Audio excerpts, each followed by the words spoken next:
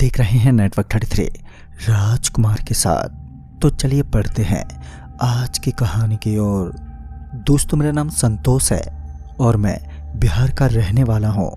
घर वालों के मुंह से मैं अक्सर सुना करता था कि खुशियाँ बांटने से बढ़ती हैं और मैं इस पर विश्वास भी करता था।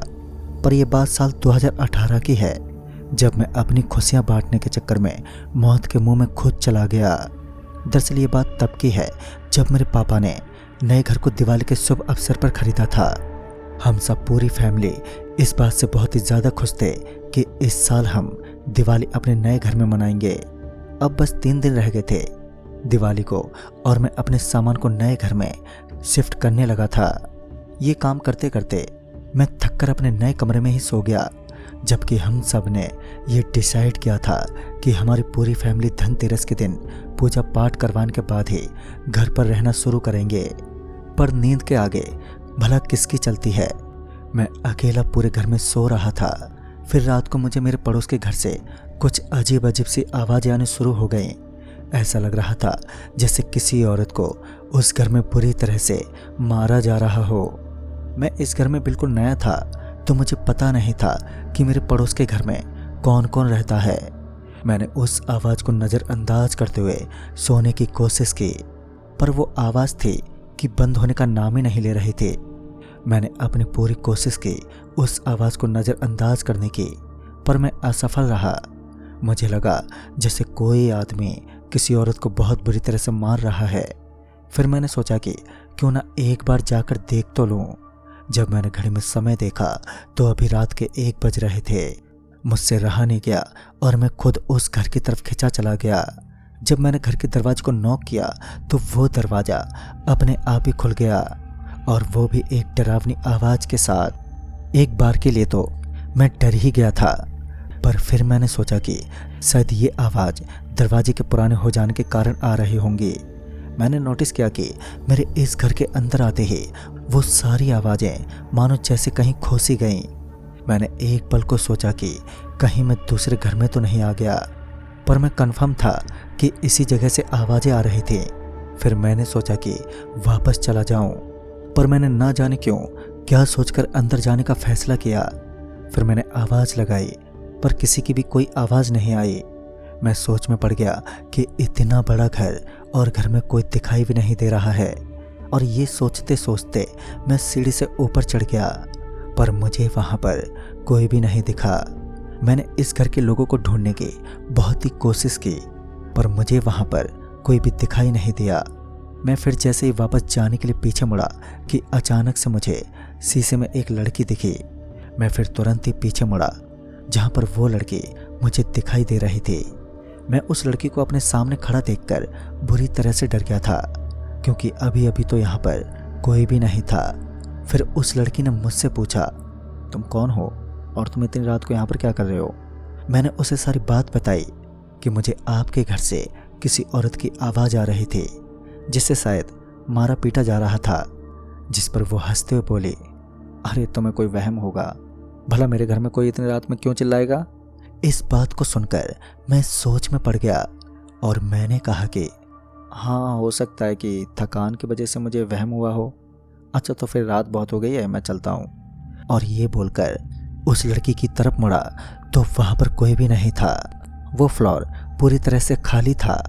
ये देखकर मैं और भी घबरा गया, और अब जब मैं सीढ़ी से नीचे उतर रहा था तो मेरे मन में एक बात चल रही थी।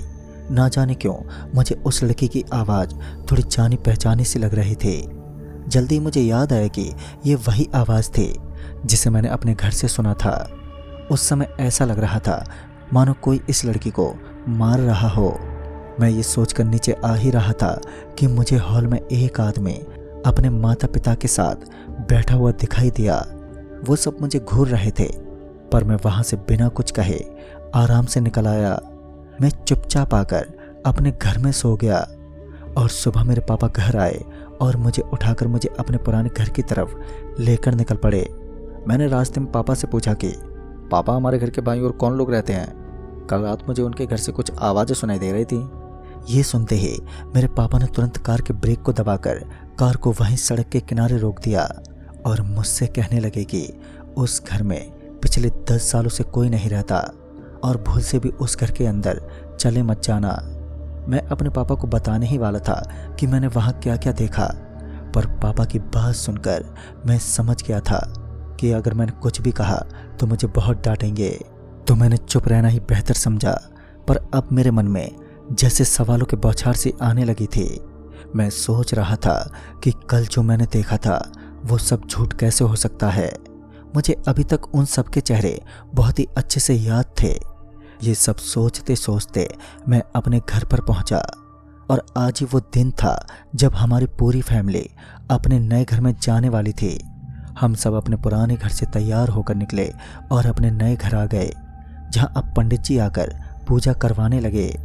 मेरे पापा ने आस पड़ोस के लोगों को भी पूजा में बुलावा दिया था, जहां पर कुछ औरतें भी आई थीं जो मेरे पड़ोस में रहती थीं।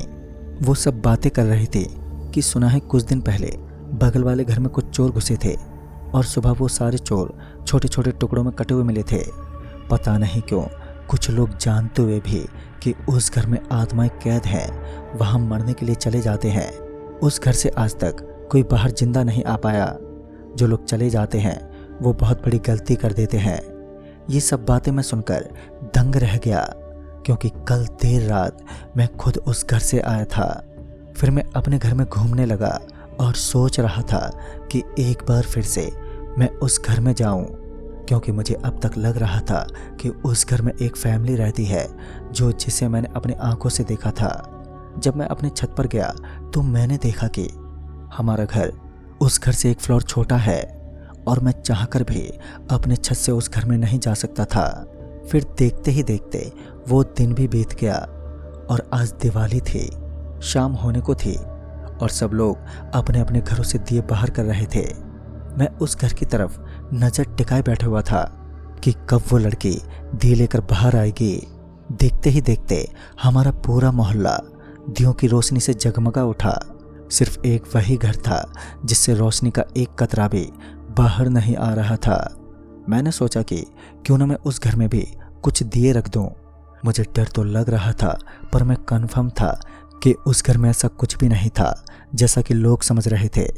जिसके बाद मैंने चुपके से कुछ दियों को कैरी बैग में रखा और उस घर की ओर चल पड़ा। मैं तुरंत उनके घर में गेट तक आ गया था और एक बार फिर से उस घर का दरवाजा एक भयानक आवाज के साथ धीरे से खुला। मैं अंदर चला गया, पर मैंने देखा कि ये घर पूरी तरह से गंदा पड़ा है। आसपास मकड़ियों के जाले लगे हैं। मैं हैरान था, क्योंकि अभी 2 दिन पहले जब मैं यहाँ पर आया था तो सब कुछ नॉर्मल था। मैं मकड़ियों के जालों को तोड़कर आगे की ओर बढ़ा, पर अचानक मैं टकराकर वहीं नीचे गिर पड़ा और अचानक से नीचे से बहुत सारे हाथ निकले और मुझे कसकर पकड़ लिया।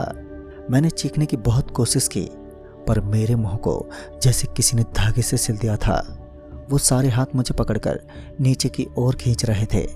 मैंने अपने हाथ पैर को इधर उधर मारने की बहुत कोशिश की, पर कोई फायदा नहीं हुआ और मैं लगातार नीचे धंसता ही जा रहा था। फिर एक धारदार सी चीज मेरे कमर पर मुझे महसूस हुई, जो कि धीरे धीरे करके मेरे कमर के अंदर से घुसती चली गई और मैं दर्द के मारे बुरी तरह से तड़पने के अलावा कुछ कर भी नहीं सकता था। पर अचानक मेरी आंखें खुली और मैं अपने सपने से बाहर आ गया। मैंने तुरंत अपनी टॉर्च को जलाया और नीचे देखने लगा, पर मुझे वहां पर कोई नहीं दिखा। फिर मैंने डर के मारे यहाँ से जाने का सोचा, पर अब वो दरवाज़ा खुलने का नाम ही नहीं ले रहा था। तभी मुझे किसी के कदमों की आहट सुनाई दी। मुझे लगा कि शायद से कोई होगा जो मेरी मदद करेगा। मैं जब उसके तरफ गया तो शायद से वो चीज़ वहाँ से गायब हो गई थी। मुझे वहाँ पर कोई भी दिखाई नहीं दिया। अब मैं तुरंत से सीढ़ी के ऊपर चढ़ने लगा। मैं उस लड़की को ढूंढ रहा था जिससे मैंने बातें की थी। सीढ़ी पर चढ़ने के दौरान मुझे ऐसा लग रहा था मानो मेरे सामने वाले दीवार से कोई रूह निकलकर मेरी तरफ बढ़ रही हो। मेरे हाथ में एक टॉर्च थी, जिसे जब मैंने जलाया तो वहाँ मुझे एक डरावना चेहरा दिखा जो बिल्कुल मेरे पास था। उस चेहरे ने जैसे ही अपने आंखों को खोला कि मेरी टॉर्च की लाइट चली गई। जब मैंने टॉर्च को वापस से जलाया तो वो चेहरा वहाँ पर था ही नहीं। अब मैं डर के मारे बाहर की तरफ भागने लगा, जहाँ मुझे वो लड़की दिखी जो पीछे मुड़ी हुई थी। मैं आईने में उसके फेस को देख सकता था। जहाँ मैं डर के मारे पसीने से भीग गया था। और जब वो लड़की मेरी तरफ मुड़ी तो अब उसका चेहरा पूरी तरह से बदल चुका था।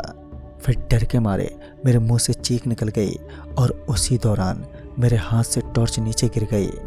अब बस मेरे हाथों में एक कैरी बैग था जिसमें दिए और एक माचिस की डिब्बी थी। मैं भागते हुए सीढ़ी से ऊपर जाने लगा और इसी दौरान मैंने तुरंत उन दियों को निकाला और माचिस से उसे जलाने की कोशिश करने लगा।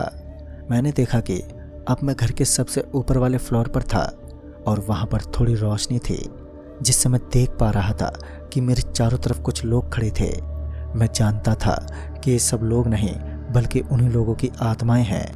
तभी मेरे हाथ से एक माचिस की तिल्ली जल उठी और मैंने तुरंत ही एक दिए को उससे जला दिया ताकि मैं अच्छे से देख सकूं। फिर मैंने दियों को जलाने के बाद अपने आसपास देखा तो वहाँ पर कोई नहीं था। मैं समझ गया था कि शायद से दियों की रोशनी की वजह से वो मुझसे दूर है, पर मैं इतना डरा हुआ था कि मुझ में इतनी हिम्मत नहीं थी कि मैं वापस सीढ़ियों से उतरकर नीचे की तरफ जाऊं। अचानक से मुझे मेरे पैरों के पास कुछ महसूस हुआ जिसे देखने के लिए जब मैंने दिए को नीचे किया तो वो दिया नीचे ही गिर पड़ा। अब मैं ये देखकर सहम गया क्योंकि शायद मैं जानता था कि अब मेरे साथ क्या होने वाला था। मैंने जैसे ही अपने चेहरे को उठाकर सामने की ओर देखा कि मुझे वही सब दिख रहा था जिस वजह से मैं उस घर से अपने घर की ओर कूद पड़ा। और जैसे ही मैं गिरा तो मैंने महसूस किया कि मेरे एक हाथ की हड्डी टूट गई है। मेरे गिरने की आवाज़ सुनकर पापा दौड़ते हुए आए और मुझसे पूछने लगे कि क्या हुआ, पर मैं उस वक्त कुछ भी बोल पाने की स्थिति में नहीं था। मैं तुरंत ही बेहोश हो गया और सुबह मुझे पता चला कि मैं बिल्कुल सही हूँ। उस दिन के बाद से मेरी कभी उस घर की तरफ देखने की भी हिम्मत तक नहीं हुई। दोस्तों, आज भी मुझे वही सपना आता है जहाँ कुछ हाथ मुझे नीचे ज़मीन में खींच रहे होते हैं। वाकई वो मेरी ज़िंदगी का बहुत ही खौफनाक अनुभव था। तो दोस्तों, इस कहानी में बस इतना ही। तब तक के लिए बाय एंड टेक केयर।